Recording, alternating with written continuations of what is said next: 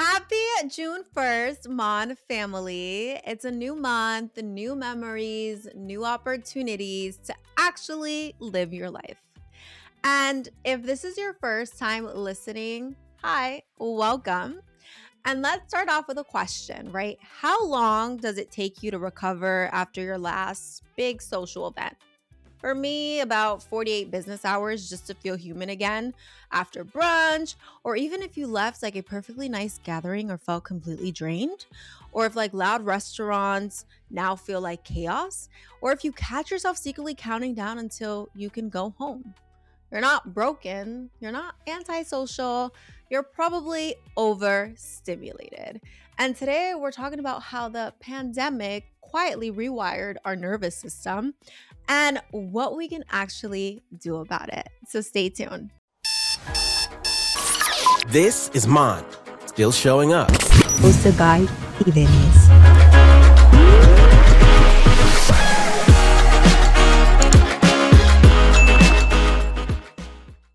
Okay, MON family. So let's get started with our MON stories. So this first one, someone said, a year ago, I was taking the train into the city every morning, praying that life would eventually change for me. Long shifts, delayed trains, cold mornings, and feeling so behind watching everybody online seem ahead. Nobody saw me eating ramen almost every single day trying to save money, checking my bank account before buying coffee, or how exhausted I was mentally trying to make things work. Today, I bought a car.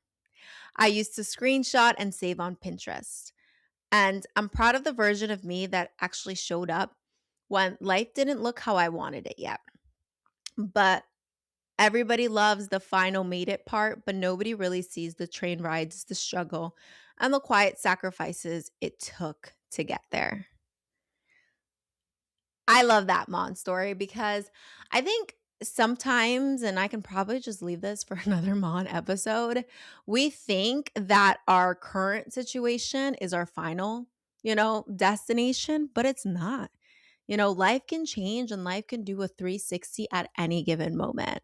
And sometimes you just have to be down for a year to get the goal or like the end result of what you're looking for. So I'm super proud of you.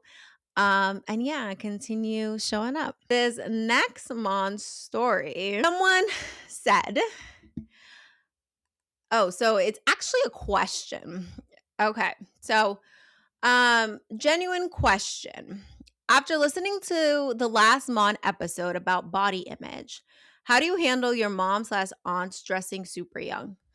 Oh my God. Because part of me loves that, but another part of me sometimes wonders where there is a line between dressing young and embracing aging. Honestly, I think that there needs to be like a balance, right? Because there's nothing wrong with moms wanting to feel youthful, stylish, and young again and confident. I personally think that there's ways to look trendy and confident and maybe sexy if that's what your aunties or moms are trying to look for without being so revealing at the same time. And again, this could be another monster. You could talk about confidence, dressing up. That could be a whole nother thing, right? Um, but at the end of the day, what really matters is your confidence more than the outfit. And who you are as a person. So maybe you can just have a conversation with your aunts and your mom about that. But yeah, that's like a whole nother Mon episode. Or maybe we can even discuss that in Monthly Chaos, which will be coming soon. But at the end of the day, I feel like we can never say never because we never know when we'll get to that point in our lives. And I guess speaking of showing up in Mon stories, I'll insert a video. But I was making coffee and obviously I was half asleep and I forgot to put the actual coffee in the greca, and I'll insert it for those of you who don't know what a greca is. So I'm pouring myself my coffee and all you see is warm water come out and I had to remake the whole thing. And then I pulled my shoulder carrying my laundry basket. But I still shut up. But yeah, just remember guys that these little things happen to us, but it's what we do right after things happen. And we're not just going to let these small little things get to us. We're going to continue showing up. Let me tell you something a little bit more about my story. So, I graduated college right at the beginning of the pandemic, right? Everything was virtual. No real senior week, no big graduation ceremonies with my friends, no normal transition into adulthood, as I like to call it. I basically went from my childhood bedroom straight into remote work. And for years, my days were quiet, no commute, no forced small talk, just me, my laptop, and peace. And at first, it felt like a gift, but now I'm realizing it rewired me. Because these days, when I'm around people for too long, especially in the summer, when everybody wants to be outside doing things, going places, I get completely overstimulated. My brain just shuts down, right? Conversation starts blurring together, and I feel physically there, but mentally I'm somewhere else. Then I get home and I need hours and sometimes a whole day just to recover. And I used to feel guilty about it. Like, why can't I just enjoy things like normal people? Sounds familiar, anyone? And when I was doing my research, right, there's something called, which I didn't know it was a thing, and it's called pandemic-induced nervous system deregulation. And you would be like, Ivelis, what? And it says that studies from the American Psychology Association show that prolonged isolation changed our baseline tolerance for stimulation, which makes sense, which I thought I was crazy. And you guys are like, okay, like you sound crazy right now. But let me explain. Our brains adapt to low light input, which is control lighting, no commute, quiet days, peace. And then society just flipped the switch back to normal without any gentle transition plan. It's like taking somebody who's living in a quiet cabinet for 2 years and dropping them off in the middle of Times Square with no warning, right? Meanwhile, a lot of us were still anxious, emotionally exhausted, socially disconnected, and mentally overwhelmed. Some of us became more socially anxious.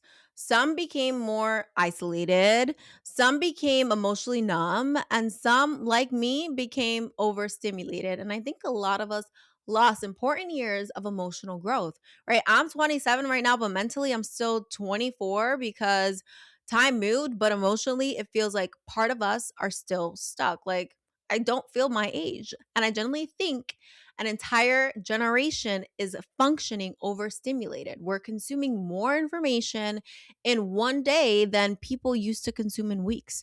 Notification, news, work stress, social media, group chats, pressure, noise, comparison.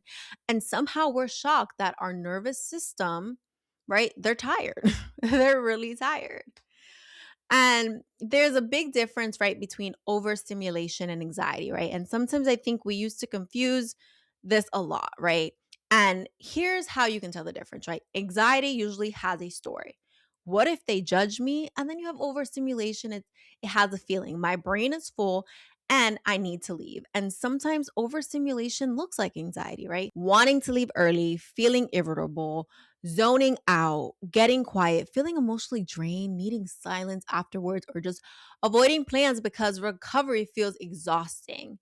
And your brain can only take so much, noise or conversation, notifications, as I mentioned, emotions, stress, pressure, and just constant stimulation before it starts asking for rest. You don't heal your nervous system by forcing yourself to be on all the time. You heal by creating safety, and safety looks different for everyone, right? And this is affecting people way more than we realize, right? Because tell me why. I don't know if it's just me. Everybody that I have a conversation with relates to this, right? Because tell me why one extra task after work now feels like the final boss battle. Like I'm already mentally prepared myself for, okay, the gym, or I'm going to shower, answer emails, maybe cook. And then you have somebody says, can you stop at Target real quick? And then my whole nervous system starts like buffering. And I know I'm not the only one, right? Sometimes it's not even anxiety, it's just too much input, right? The noise, there are just too many people needing access to us all the time. Again, I think the main thing is social media made it worse, right? Before we're even brushing our teeth, we already know what's going on in people's lives, right? Who's pregnant? Who's traveling? Who's in drama? Or who's getting canceled today, right? And somehow your brain is literally processing 47 emotions all before 9 a.m. This is not normal, right? And then people wonder why everybody's tired all the time. I think our generation became addicted to stimulation, but simultaneously overwhelmed by it. Like, why are we watching TikToks while texting somebody back, while eating, or while watching Netflix at the same time, while also thinking about work tomorrow? Our brain never fully rests anymore. And honestly, I miss that slowness, right? I miss when everything felt quiet.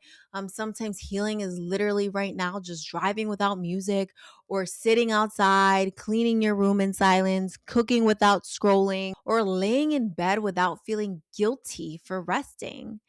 That's why I don't think everybody's antisocial now. I think people are just overstimulated, emotionally overload, and trying their best to function in a world that never shuts off.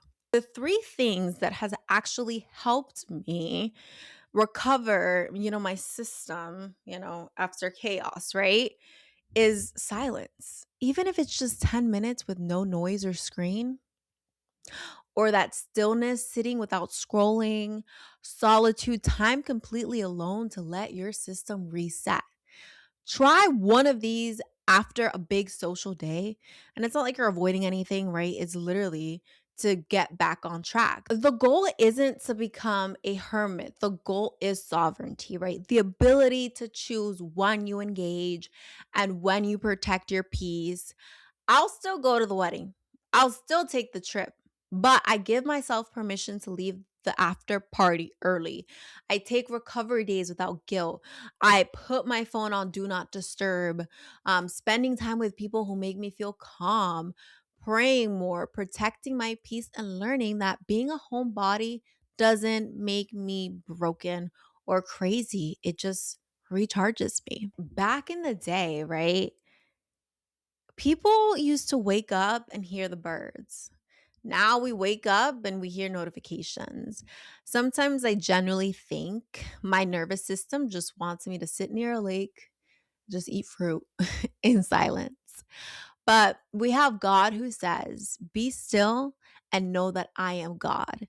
And that verse hits deeply because I think some of us forget how to be still. We've been in survival mode for so long. And as we gear up for summer, I really want people to remember this. Yes, protect your peace. Yes, have boundaries. Yes, listen to your body when you feel overwhelmed. But at the same time, don't hide from life completely. And I'm always saying this, life is short. Be present while you're here. Go outside, take that trip, laugh with your friends, dance at a wedding, watch the sunset, make those memories. Even if you need recovery time afterwards, we deserve joy too. And to close things off, healing is finding the balance between protecting your peace while still allowing yourself to fully experience life again.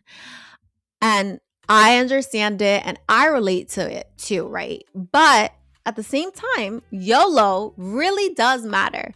Not in a reckless way, but in a life is short, be present kind of way. So remember, take the trip, go to the beach, make memories. And honestly, I think that's where real healing lives. And remember, guys, I will be here, same time, same place, still showing up. Thank you for listening, and I'll see you next time.